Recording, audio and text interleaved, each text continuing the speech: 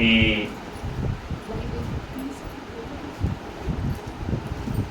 సాయంకాలపు వేళ ప్రభు నామాన్ని బట్టి దేవునిని స్తుతిస్తూ 26వ శిలువ ధ్యాన ఆరాధనలో చేరువచ్చిన సంఘమంతటికి, స్టాండింగ్ కమిటీ వారికి, విశేషముగా భారతి ఆనంద్ కుటుంబానికి సంఘము నుండి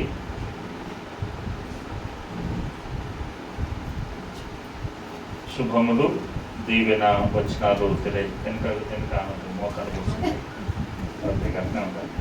ఎవరు రాలేదు. రాత్రి వేళ భారతి ఆనంద్ కుటుంబానికి శుభములు, దీవెన వచనాలు సంఘము నుండి మనందరి పక్షంగా కాపరిగా వారికి తెలియజేస్తున్నాం. దేవుడు వారిని, వారి కుటుంబాన్ని, ఆనంద్ ఉద్యోగాన్ని, అలాగే కుమార్తె ఉద్యోగాన్ని, కుమారుడు యొక్క చదువులన్నింటినీ కూడా దేవుడు దీవించునుగాక. భారతి వెంకట నుండి ఏమైనా వేసుకోవచ్చా? ఏమంటే అట్లా ఏర్పడుతుంది వెనక నుండి ఏమన్నా వెంకట కిచెన్ దగ్గర ఎవరైనా స్త్రీలు ఎవరైనా వస్తే లేడీస్ వస్తే లోపలికి అక్కడ చిన్న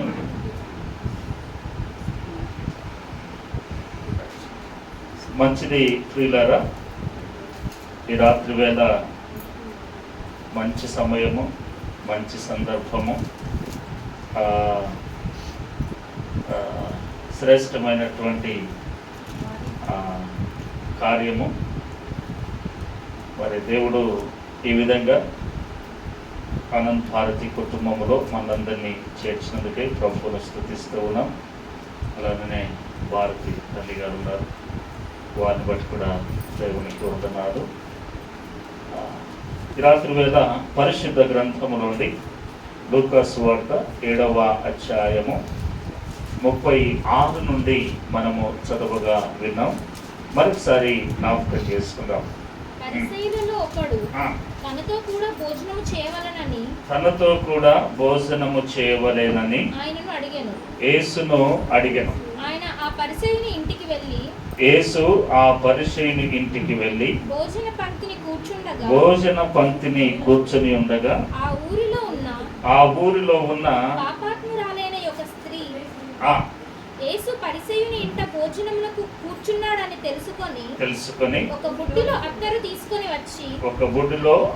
తీసుకొని వచ్చి వెనక తట్టు ఆయన పాదముల యొద్ద నిలవబడి ఏడ్చుచు కన్నీళ్లతో ఆయన పాదములను తడిపి తన తల వెంట్రుకలతో తుడిచి ఆయన పాదములను ముద్దు పెట్టుకొని ఆ అత్తరు వాటికి పూసెను. దేవుని వాళ్ళారా, ఈ రాత్రి వేళ ఈ చదవబడినటువంటి లేఖన భాగము మనము ఎరుగుదుము. ఈ లేఖన భాగాన్ని ఇక్కడ వ్రాయబడినటువంటి ఈ లేఖనాన్ని జ్ఞాపకం చేస్తే ఈమె మరియా అనేటువంటి సంగతులను మనకు జ్ఞాపకం చేస్తారు. చరిత్రకారులు ఎందుకో దానిని క్లియర్ చేయడానికి కొంత ఇబ్బంది పడ్డారు. మగ్దలేనా మరియనా లేకపోతే బేతనియలో ఉన్నటువంటి మరియన అని వారు క్లియర్ చేయలేకపోయారు. ఎందుకో మనకు తెలియదు. ఎందుకంటే బేతనియా గ్రామంలో లాజరు అనబడినటువంటి ఒక వ్యక్తి ఉన్నాడు. ఆయనకు ఒక సహోదరు ఉంది. ఆ సహోదరు పేరు మరియా, మరి ఒక సహోదరు పేరు మార్త. తర్వాత మగ్దలేనా మరియా. మగ్దలేనా అనంటే ఊరు పేరు. ఆ ఊరు నుండి వచ్చినటువంటి ఈ స్త్రీ పేరు కూడా మరియా. అయితే ఇక్కడ జ్ఞాపకం చేయబడినటువంటి ఈ సంగతులు మనమందరము ఎరిగినటువంటి వారమే. అయితే ఒకరోజు ఒక సమయాన ఒక పరిసయ్యుడు ప్రభుల వారిని తన ఇంటికి ఆహ్వానించాడయ్యా, మా ఇంటికి వచ్చి భోజనము చేయమని మనుషులు ఆహ్వానించారు. యేసు ప్రభుల వారు ఆ పరిసయ్యుని యొక్క ఆహ్వానాన్ని మన్నించి వారింటికి వెళ్ళి భోజనానికి కూర్చొని ఉండగా ఈ సమయంలో ఒక స్త్రీ వెనక భాగం నుండి వచ్చి, సెక్రటరీ గారు లోపల, వెనుక భాగం నుండి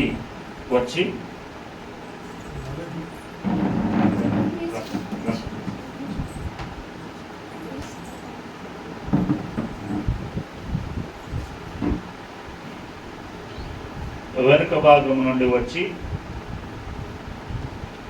యేసు పాదముల యొద్ద కూర్చొని కన్నీరు కారుస్తూ ఆ కండ్ల నీరును ఆయన పాదముల మీద విడిచి ఆ పడినటువంటి నీటినన్నిటిని కూడా తన తల వెంట్రుకలతో తుడిచినట్లుగా లేఖన భాగము జ్ఞాపకం చేస్తూ ఉంది. ఇక్కడ కొన్ని సంగతులు మనము జాగ్రత్తగా గమనిస్తే, ఈ స్త్రీ ప్రభు పాదాల దగ్గర కూర్చొని ఆమె కన్నీరు కారుస్తూ ఆ కన్నీటిని ఆమె ఆ తల వెంట్రుకల ద్వారా తుడుస్తూ ఉండగా, వెనుక ఉన్నటువంటి పిలిచినటువంటి పరిచయుడు ఆమెను గురించి కామెంట్ చేస్తూ ఉన్నాడు. ఈయన ప్రవక్త అన్నాడు కదా, ఈయన గొప్పవాడు అన్నాడు కదా, మరి ఈమె యుద్ధకు వచ్చినటువంటి ఆ స్త్రీ ఎవరో ఆయనకు తెలియదా అని ఆయన మనసులో జ్ఞాపకం చేసుకుంటూ ఉండగా ప్రభు కొన్ని సంగతులు జ్ఞాపకం చేస్తాడు. ఈ రాత్రి వేళ ఈ సంగతులలో కొన్ని భౌతికమైనటువంటి కుటుంబ సంబంధమైనటువంటి ఆతిథ్యం ఇచ్చేటువంటి కుటుంబాలు ఎవరినైనా కుటుంబాలకు ఆహ్వానించినప్పుడు, లేదా ఎవరి ఇంటికైనా అనుకోని రీతిగా ఎవరైనా అతిథి వెళ్ళినప్పుడు వ్యవహరించవలసినటువంటి విషయాలను కూడా ప్రభు ఇక్కడ జ్ఞాపకం చేశాడు. ఈ రాత్రి వేళ నేను ఈ స్త్రీని గురించి ఎక్కువగా జ్ఞాపకం చేయను, కానీ కారణం ఏంటంటే ఈ సాయంకాలపు వేళ, ఈ రాత్రి వేళ భారతి ఆనంద్ కుమార్తె యొక్క జన్మదినం. మరి కుమార్తె జన్మదినం కాబట్టి కుమార్తె ఎక్కడుంది నా? కోల్కతాలో ఉంది, వెస్ట్ బెంగాల్ కోల్కతాలో ఉంది, జాబ్ చేస్తూ ఉంది. తను అక్కడ ఉండడం, మరి ఈరోజు తను లేకపోయినా తల్లిదండ్రులు సంఘాన్ని ఆహ్వానించి ఈ విధంగా కూటాన్ని ఏర్పాటు చేయడం తల్లిదండ్రులకు, విశేషంగా కుమార్తెకు దీవెనకరము అని నేను జ్ఞాపకం చేస్తూ, ఈ సమయాన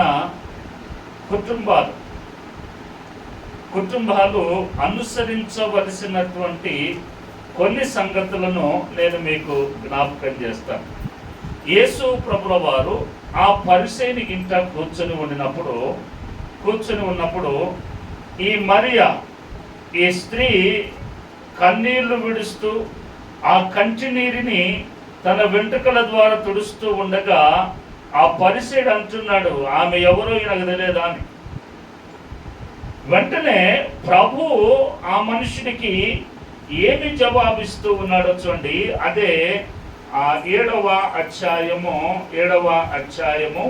44వ వచనం చూడండి.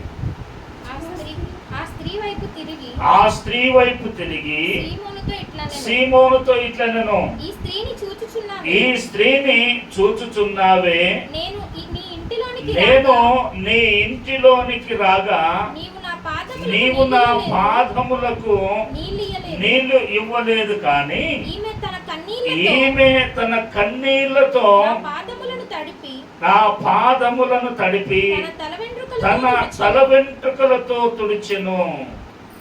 చూడండి, ఆ మనుషుడు ఎప్పుడైతే ఈ పదాలు తన మనస్సులో, తన హృదయంలో ఆలోచిస్తూ ఉండగా ప్రభు అంటున్నాడు ఆ స్త్రీ వైపు తిరిగి, ఇదిగో ఈ స్త్రీని నీవు చూచుచున్నావే, ఓ సీమోను, నేను నీ ఇంటికి రాగా నువ్వేం చేయలేదు?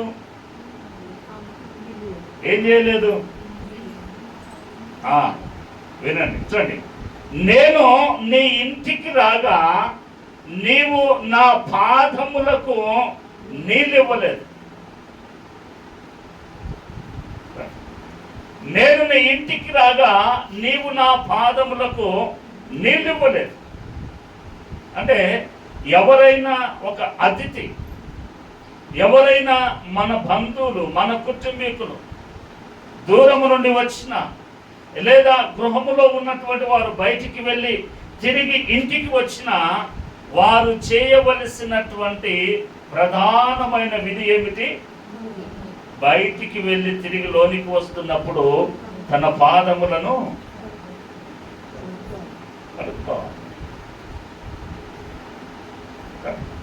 తన పాదములను కడుక్కోవాలి. ఇది ఇప్పటి నుండి వచ్చినటువంటి పద్ధతి కాదు.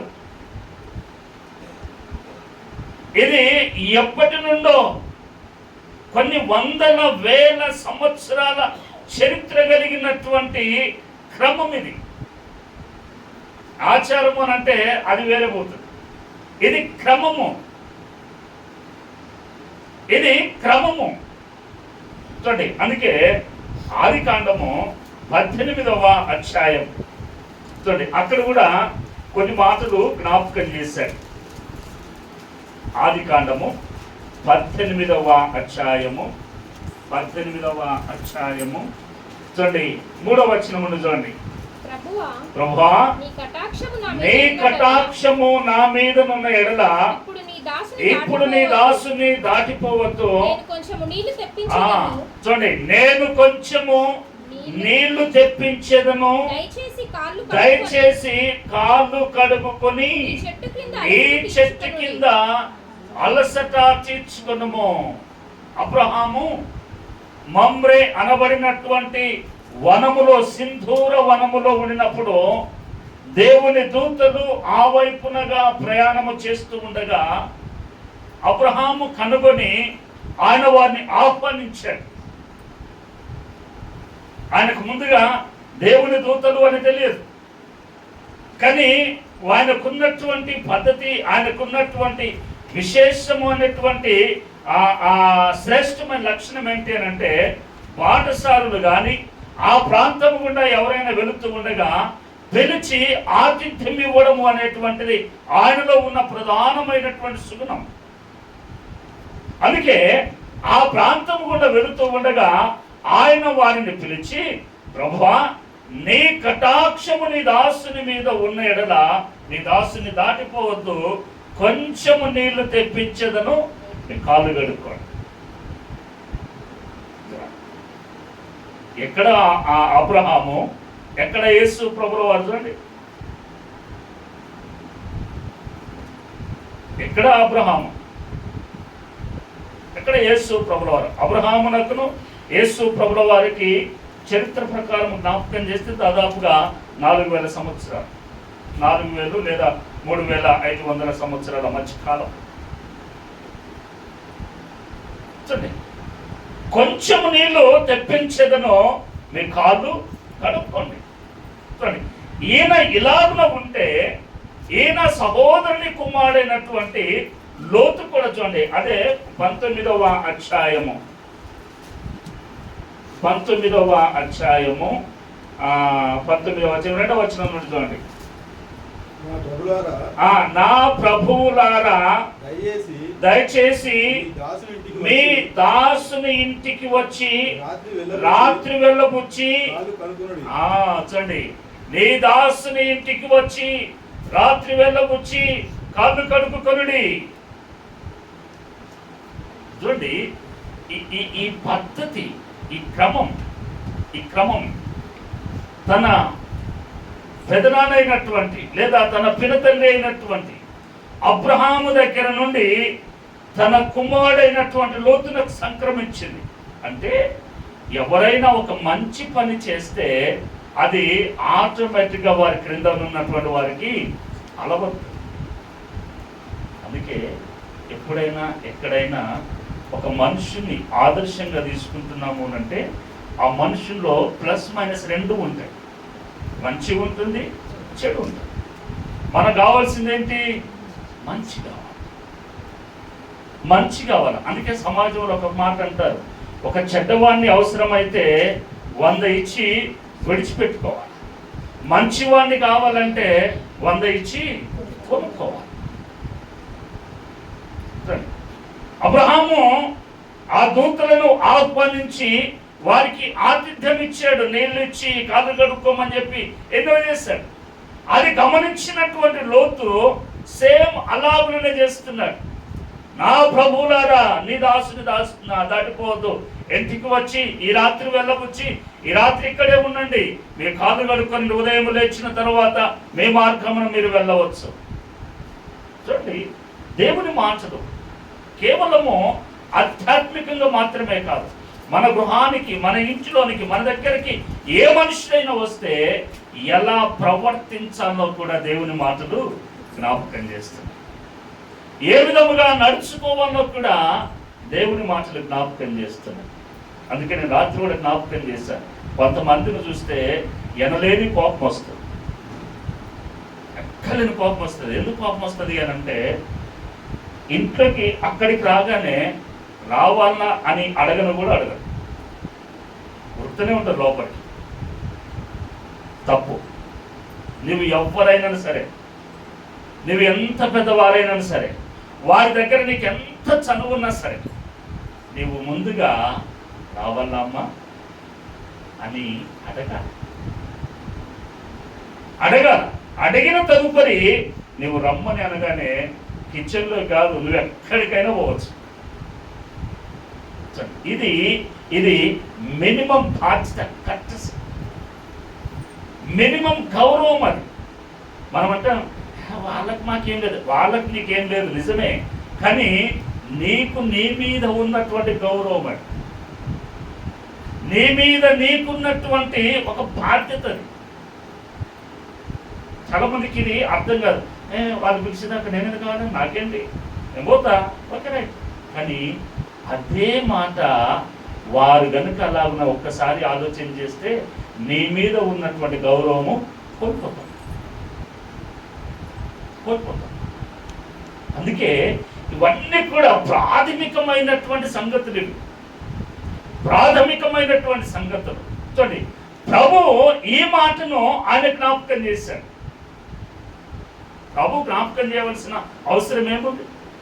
ప్రభు అక్కడ తెలియచెప్పవలసిన అవసరం ఏముంది?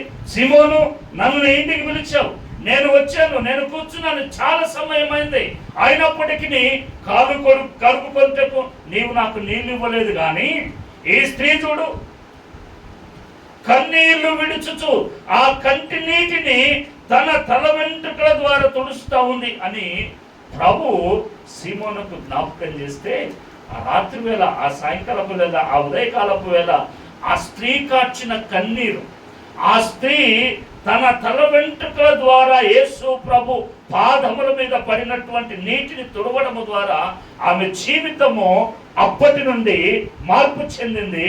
అప్పటి నుండి ఆమె జీవితము ఆశీర్వాద భరితముగా మార్చబడింది. అందుకే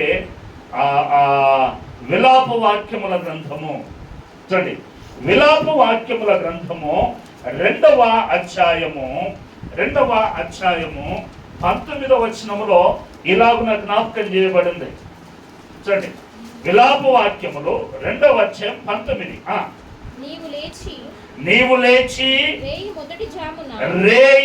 మొదటి జామున మొరపెట్టుము, నీళ్లు కృమ్మరించినట్లు ప్రభువు సన్నిధిని నీ హృదయమును కృమ్మరించుము. నీ పసిబిడ్డల ప్రాణము కొరకు నీ చేతులను ఆయన తట్టు ఎత్తుము. ప్రతి విధముగను ఆకలిగొని నీవు ఎవని ఎడల ఈ ప్రకారం చేసితివో యెహోవా దృష్టించి చూడుము ఆయన అంటాడు ఇక్కడ. నీవు లేచి రేయి మొదటి జామున నీళ్లు కృమ్మరించినట్లుగా నీ హృదయాన్ని కృమ్మరించు. ఎవరి కొరకు చేయాలి? దేవుని బిడ్డలారా, జ్ఞాపకం చేసుకోండి.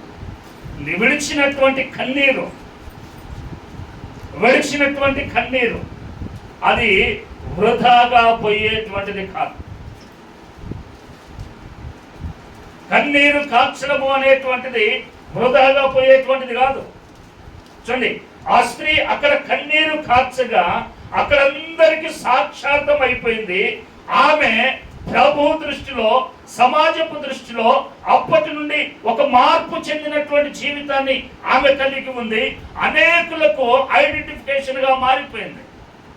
ప్రభు ఇక్కడ అన్నాడు, నీవును లేచి రేయి మొదటి జామున నీళ్లు కృమ్మరించినట్లుగా నీ ఆత్మను కృమ్మరించి. ఎవరి కోసము అనంటే నీ పసి పిల్లల కొరకు. పిల్లల కొరకు ఏం చేయాలట? ప్రార్థన చేయాలి. పిల్లల కొరకు ప్రార్థన చేయాలి. కన్నీరు కాస్తే ఆ కన్నీరు వృధా కాదు. నిజంగా ఈ రాత్రి వేళ ఆ భారతమ్మ కొరకు నేను జ్ఞాపకం చేస్తాను. ఇల్లు కట్టేటప్పుడు కూడా మేము ఉన్నాం కదా అప్పుడు ఆ పర్మిషన్ల కొరకు పోయినప్పుడు, ఆ కరెంటు మార్చుకోవడానికి పోయినప్పుడు అక్కడ వాళ్ళు ఇక్కడ కాదమ్మా అక్కడికి అనడం, అక్కడ కాదమ్మా ఇక్కడికి అనడం అని చెప్తా ఉంటే, ఒకరోజు నేను పాస్టర్ వచ్చి ప్రార్థన చేయడానికి వస్తే ఎంతవరకు వచ్చింది నానంటే ఇక కారుతా ఉన్నాయి. ఏందమ్మా అంటే ఏం లేదు అయ్య గారు, మేము అప్పుడే కొత్త ముందు ఎందుకు కడిస్తే మాకు భయం. ఏందమ్మా అంటే అటు పంపించింది, అక్కడ నుండి అటు పోయింది, ఇటు పోయింది తిరుగుతాం. నేనేం జ్ఞాపకం చేస్తాను, ఆమె తన గృహము కొరకు, తన కుటుంబము కొరకు, తన యజమానుడు ఎక్కడ దూరములో డ్యూటీ చేస్తూ 2 రోజులకు 3 రోజులకు ఒక్కసారి వస్తూ ఉండగా తన కన్నీరు విడిచి ఎంతగా ప్రయాసపడితే దేవుడు ఈ దినాన తనకిచ్చినటువంటి ధన్యత చూడండి. శ్రేష్టమైనటువంటి గృహాన్ని ఇచ్చాడు. అంత మాత్రమే కాదు, శ్రేష్టమైనటువంటి ఉద్యోగాన్ని తన కుమార్తెకి ఇచ్చాడు. కన్నీరు ఎప్పుడు కూడా వృధా కాదు. ఇంకొక మాట కూడా సైంటిఫిక్గా కూడా జ్ఞాపకం చేస్తారు. కన్నీటిలో ఏ విధమైనటువంటి నలతలు కలతలు అంటే ఏమనంటే కల్తీ ఉండట. కన్నీటిలో కల్తీ ఉంటుందా? కన్నీటిలో కల్తీ ఉండదు. ఎవరైనా సరే తన పిల్లల కొరకు కన్నీరు కార్చారు అని అంటే ఆ కన్నీరు కల్తీ కన్నీరు కాదు. జెండు బామ్ పెట్టుకుంటే వచ్చే నీళ్ళు కాదు, లేకపోతే గ్లిజరిన్ పెట్టుకుంటే టీవీలలో వీళ్ళు చేస్తే వచ్చేటువంటి ఆ కన్నీరు కాదు. ఒక తల్లి తన బిడ్డల కొరకు కన్నీరు కార్చిందనంటే ఎగ్జాక్ట్లీగా ఉంటుంది. అందుకే ప్రభు కూడా ఇక్కడ జ్ఞాపకం చేస్తున్నాడు, నీవు లేచి రేయి మొదటి జామున నీళ్లు కృమ్మరించినట్లుగా. ప్రార్థన, కన్నీరు బహుశక్తివంతమైనటువంటిది. దానిలో ఉన్నటువంటి శక్తి మరి ఎక్కడనో దొరకదు. అందుకే ప్రభు కీర్తనకారుడు ఒక మాట జ్ఞాపకం చేస్తాడు. నేను త్వరగా ముగించేటువంటి ప్రయత్నం చేస్తాను. చూడండి, 126వ కీర్తన. చూడండి, 126వ కీర్తన 5-6 వచ్చిన చదవం. ఎవరు చదువుతున్నారు బయట?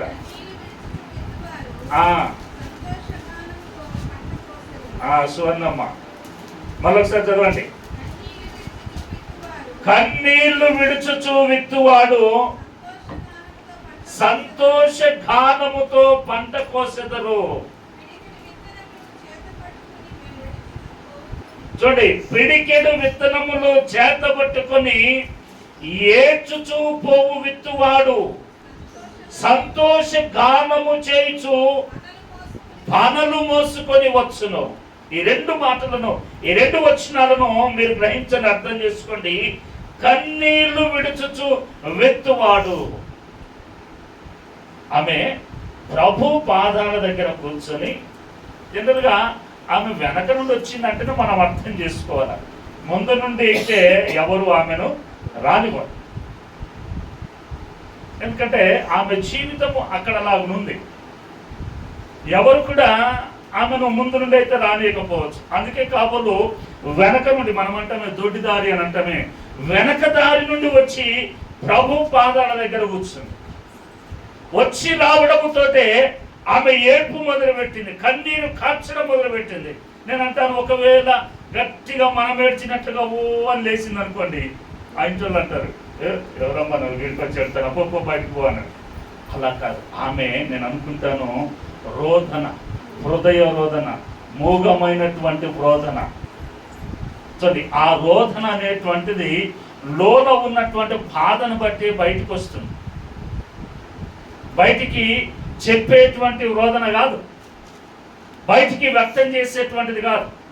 అందుకే ప్రభు అక్కడ ఉన్నాడని గ్రహించి వెనక వైపుగా వచ్చి కన్నీళ్లు కారుస్తూ, చూడండి, కన్నీళ్లు కారుస్తూ ఆమె తన తల వెంట్రుకలతో తుడుస్తూ ఉండగా ప్రభు గమనిస్తూ ఉన్నాడు. సీమోనుతో, ఆ పిలిచినటువంటి మనిషితో అంటున్నాడు, నీవు నన్ను పిలిచావు కానీ ఇంటిలోనికి వచ్చినది మొదలుకొని ఒక్క గ్లాసు నీళ్లు నా పాదములు కడుక్కోవడానికి నీవు ఇవ్వలేదు, కానీ ఈ స్త్రీ చూడండి అని అంటున్నాడు. అందుకే ఇక్కడ జ్ఞాపకం చేయబడింది, కన్నీళ్లు విడుచుచు విత్తువాడు, కన్నీళ్లు విడుచుచు విత్తువాడు సంతోషముతో పంట కోయును. అక్కడ ఆమె కన్నీళ్లు విడిచింది, తన తల వెంట్రుకలతో తుడిచింది. ప్రభు గ్రహించాడు. ప్రభు ఏమన్నాడు, ఆమె నన్ను విస్తారముగా ప్రేమించింది కనుక ఆమె విస్తారమైన పాపములన్నీ క్షమించబడ్డాయి. అంతకంటే దీవెన, అంతకంటే ఆశీర్వాదం ఎక్కడ ఉంది? అంతకంటే ఆశీర్వాదం ఎక్కడ ఉంది? అంతకంటే దీవెన ఇంకెక్కడ ఉంది? ఒక మనుషుడు సమాజంలో గుర్తించబడ్డాడు అని అంటే ఎంతమందికి చెప్పుకుంటాడు చూడండి. ఎప్పుడన్నా ఏదైనా సందర్భంలో నేను చెప్తాను, 2018, 17, 16 అయేషా హత్య కేసు కాశ్మీర్లో అయేషా అనేటువంటి ఒక 8 సంవత్సరాల కుమార్తెను అక్కడ వచ్చంటారు. ఎవరు చంపారో తెలియదు. మన దేశం అంతా కూడా ఆ కుమార్తె కొరకు, 8 సంవత్సరాల కుమార్తె కొరకు అంతా కూడా నిరసన వ్యక్తం చేస్తున్నారు. పీస్ ర్యాలీ, శాంతి ర్యాలీ చేస్తూ ఉన్నారు. నేను మండిపోర సంఘంలో ఉన్నాను. మండిపోర సంఘంలో ఉంటే అప్పుడు ఆ మండిపోర నుండి ర్యాలీ తీస్తున్నారు, పెద్ద ర్యాలీ. ఆ ర్యాలీలో 3 విభాగాల వారు పాల్గొన్నారు, ముస్లిం, హిందూ, క్రిస్టియన్. చూడండి, హిందువుల నుండి భద్రకాళి టెంపుల్ అయ్యగారు వచ్చాడు. ముస్లిం నుండి అక్కడ ఉన్నటువంటి ఆయన వచ్చాడు, పక్కన మసీదు ఉంటుంది, ఆయన వచ్చాడు. ఇక మండిపాల నుండి, క్రిస్టియన్ నుండి పాస్టర్గా నేను వెళ్ళాను. ఆ సమయాన నాకు వచ్చిన ఆలోచన ఏంటంటే, నేను సూట్ వేసుకొని టై కట్టుకొని పోయి ఉంటే నన్ను ప్రక్కకి నిర్దిష్టం. నేనేం చేశానంటే క్యాసెట్ వేసుకొని, నిలువు టై వేసుకొని, నడుపు మంచిగా తాడు కట్టుకొని నేను వెళ్ళాను. నేను అక్కడికి వెళ్ళగానే కొండ సురేఖ గారు, అప్పుడు ఎమ్మెల్యే కొండ సురేఖ, ఆమె వచ్చింది. ఆయన పిలిచింది, అయ్యగారు మీరు రండి, భద్రకాళి అయ్యగారు మీరు రండి, అయ్యా ఇస్లామిక్ వారు మీరు రండి, ఫాదర్ మీరు రండి అంటున్నారు. నాతో పాటుగా చాలామంది సేవకులు ఉన్నారు, పాస్టర్లు అందరూ ఉన్నారు. వాళ్ళందరూ కూడా మామూలుగా ప్యాంట్ షర్ట్ టై కట్టుకున్నారు, కొంతమంది సూట్ వేసుకున్నారు. నేను మాత్రం ఇది ఒక్కటే వేసుకున్నాను. నన్ను పిలిచింది, ఫాదర్ మీరు రండి అని చెప్పేసి, నేను హిందూ అయ్యగారు, ఇస్లామిక్ అయ్యగారు, ముస్లిం ఆయన, మేము ముగ్గురము క్యాండిల్స్ పెట్టాము. మాతో పాటుగా ఆమె పెట్టింది. మా ముగ్గురు ఫోటో తీశారు విలేకరులు. తెల్లవారితే పేపర్ల మీద ఆయన అన్ని రకాల ఫోటోలు వచ్చేసి, అన్ని రకాల పేపర్లు. నాకెంత సంతోషం. పేపర్లు అన్నీ చూసిన వాళ్ళందరూ, అయ్యగారు మీ ఫోటో పేపర్లు వచ్చింది, అయ్యగారు మీ ఫోటోలో పేపర్లు వచ్చింది. నేను అవన్నీ కట్ చేసి ఫేస్బుక్లో అప్లోడ్ చేశాను. నిన్న రాత్రి జరిగినటువంటి సంఘటన. సో మహామహులు లేదా సేవకులను? నాకంటే వయసులో పెద్దవాళ్ళు ఉన్నారు, నాకంటే అనుభవం కలిగిన వారు ఉన్నారు. దేవుని దృష్టిలో ఒక మనుషుడు ఎవరైనా సరే ఒక మనిషిని గుర్తిస్తున్నారు అనంటే ఆ మనుషుడికి ఎంత సంతోషమో, ఎంత మందిలో ఉండ కూడా తనకు జరిగినటువంటి గొప్ప కార్యమును అందరికీ ప్రచురం చేస్తాడు. ఈ స్త్రీ కూడా అలాగుననే గావించబడింది. ఈ స్త్రీ కూడా అలాగుననే గావించబడింది. ప్రభు అన్నాడు, ఇదిగో ఈమె విస్తారముగా నన్ను ప్రేమించింది, ప్రేమించడం ద్వారానే ఆమె కన్నీరు కార్చి ఆ కన్నీటిని తన తల వెంట్రుకలతో తుడిచింది గనుక విస్తారమైన పాపములు క్షమించబడ్డాయి. రాత్రి వేళ ఆమె కన్నీటికి దొరికినటువంటి ప్రతిఫలం,